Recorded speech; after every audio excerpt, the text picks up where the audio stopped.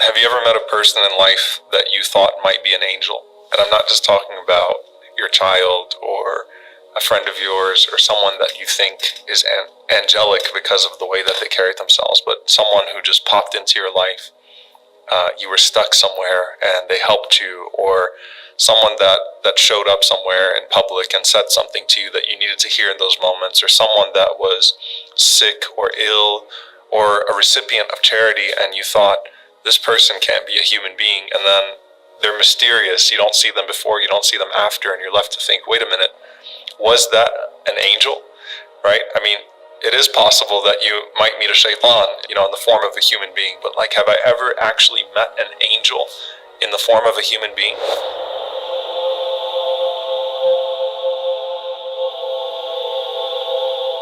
There's a hadith of the Prophet ﷺ where he talks about these three men from Bani Israel, and they were contemporaries, as is made clear in the hadith. And the Prophet ﷺ said there was a bald man, a man who was a leper, and a man who was blind. And an angel went to all three of them and asked them, what is it that you want? What is it that you'd want to change about yourself? And the leper said that I would want to have good skin because the people feel an aversion towards me because of my leprosy. And the angel touches that person and suddenly their skin is cured altogether. So they have full skin again. And the angel says to that person, and what type of property is most beloved to you? And the man says, camels. And so the angel then brings a pregnant she-camel and says, Barakallahu laka fiha, may Allah bless you with that she-camel. And this shows that it's Allah that's going to provide, not the angel. Allah is the one who blesses. And it's also a wisdom in that this person is now going to see this valley of camels come from this one pregnant she-camel to really see the generosity of Allah subhanahu wa ta'ala unfold before their eyes.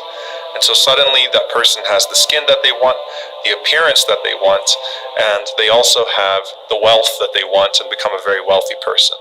The angel then goes to someone who is bald and says, what would you like to change about yourself?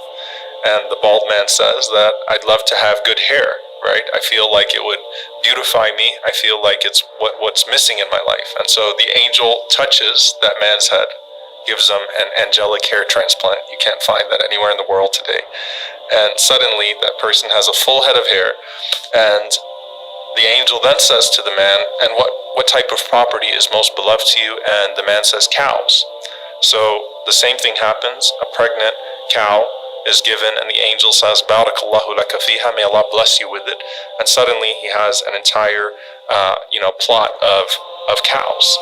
And then he goes to a person who is blind. And we know that that is a very specific type of test. There are multiple rewards that you find in the hadith for the person that is blind and patient with Allah subhanahu wa ta'ala. Many scholars who suffered from this. And says to the blind man, what would you like? He said, I'd love to have my eyesight back, my vision back.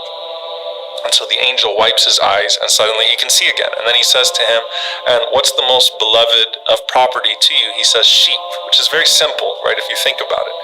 So he's given a pregnant sheep, and that gives birth to an entire plot of sheep. And so he's got his entire property in front of him that he can work with and that he can deal with.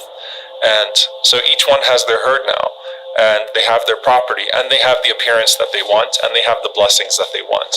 The Prophet ﷺ says that then the angel comes back to each one of those people in the same human form as they were before.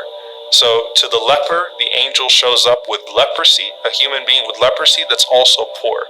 To the one who was bald, the angel shows up looking like the person used to look, also poor. And for the one who was blind, the angel also shows up in the form of a blind man that's also needy. And as that angel shows up to each one of them, the angel asks them for support. The leper and the bald man deny that they used to be poor, and they say that, that I earned this, and they basically shoo the man away. And the angel responds in the form of that man and says, aren't you the person that used to be such and such? Weren't you once in need? And that person denies that they were ever poor in the first place. And so the arrogance has overtaken them, and they've forgotten the blessing of Allah subhanahu wa ta'ala. So the angel says back to them, if you are lying, then may Allah subhanahu wa ta'ala return you to what you were before.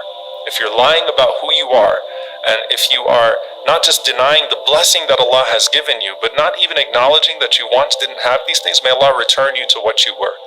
But the blind man passed the test. The Prophet ﷺ said the blind man, as soon as he saw that person in his own form that he used to be, he says to the man, who is of course an angel, go ahead and take from this property whatever you want, for I was once like you and Allah subhanahu wa ta'ala provided for me.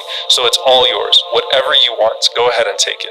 And subhanAllah, the scholars say this is the one out of the three that actually had the most severe predicament, right? But look at his humility, and he says, just go ahead and take it all. I used to be like you, without even being asked. I used to be like you and Allah subhanahu wa ta'ala provided for me. So therefore, I'm providing for you whatever you want from this, because this is all the blessing of Allah subhanahu wa ta'ala. And the angel responds and says, keep your property with you.